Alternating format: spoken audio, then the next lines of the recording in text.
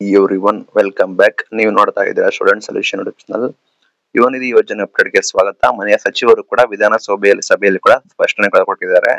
ವಿಧಾನ ಪರಿಷತ್ ಅಲ್ಲೂ ಕೂಡ ಡೀಟೇಲ್ ಆಗಿ ತಿಳಿಸ್ಕೊಡ್ತೀವಿ. ಚಾನಲ್ಗೆ ಸಬ್ಸ್ಕ್ರೈಬ್ ಆಗಿ, ವಿಡಿಯೋ ಇಷ್ಟ ಆದ್ರೆ ಲೈಕ್ ಮಾಡಿ. ನಿಮಗೆ ಯುವ ನಿಧಿ ಯೋಜನೆ ಅಡಿ ಈ ವರ್ಷ ಮಾರ್ಚ್ 10ರವರೆಗೆ ನಿಮಗೆ ಬರೋಬ್ಬರಿ 2,62,207 ಅಭ್ಯರ್ಥಿಗಳು ನೋಂದಣಿ ಮಾಡ್ಕೊಂಡಿದ್ದಾರೆ. ಈ ಪೈಕಿ ಜನವರಿ ಅಂತ್ಯಕ್ಕೆ 1,74,170 ಅಭ್ಯರ್ಥಿಗಳಿಗೆ ನೇರವಾಗಿ ವರ್ಗಾವಣೆ ಕೂಡ ಮಾಡಿದೀವಿ ಅಂತ ಹೇಳಿದ್ದಾರೆ. ಅಂದ್ರೆ 2,62,200 ವಿದ್ಯಾರ್ಥಿಗಳು ನಿಮ್ದು ಯುವ ನಿಧಿಗೆ ಅರ್ಜಿ ಸಲ್ಲಿಸಿದ್ದಾರೆ. ಅದರಲ್ಲಿ 1,74,000 ವಿದ್ಯಾರ್ಥಿಗಳಿಗೆ ಹಣ ಕೂಡ ನಾವು ಜಮೆ ಮಾಡಿದೀವಿ ಅಂತ ಘೋಷಣೆ ಮಾಡಿದ್ದಾರೆ. ಇನ್ನ ಕೆಲವೊಂದು ಅರ್ಜಿಗಳು ಕೂಡ ಬಾಕಿ ಇದಾವೆ, ಅದನ್ನ ನಾವು ಪರಿಶೀಲನೆ ಮಾಡ್ತಾ ಇದ್ದೇವೆ. ಪರಿಶೀಲನೆ ಮಾಡಿ ನಾವು ಅದನ್ನ ಅಮೌಂಟ್ ಕ್ರೆಡಿಟ್ ಮಾಡ್ತೀವಿ ಅಂತ ಹೇಳಿದ್ದಾರೆ. ಆ ಪ್ರಕಾರ ಮುಕ್ಕಾಲು ಜನಕ್ಕೆ ಅಂದ್ರೆ 1,74,000 ವಿದ್ಯಾರ್ಥಿಗಳಿಗೆ ಆಲ್ರೆಡಿ ಜನವರಿ 8 ಒಳಗಡೆ ನಿಮಗೆ ಹಣ ಕೂಡ ನಿಮಗೆ ಜಮೆ ಕೂಡ ಮಾಡಿದ್ದಾರೆ ಅಂತ ಹೇಳಿದ್ದಾರೆ.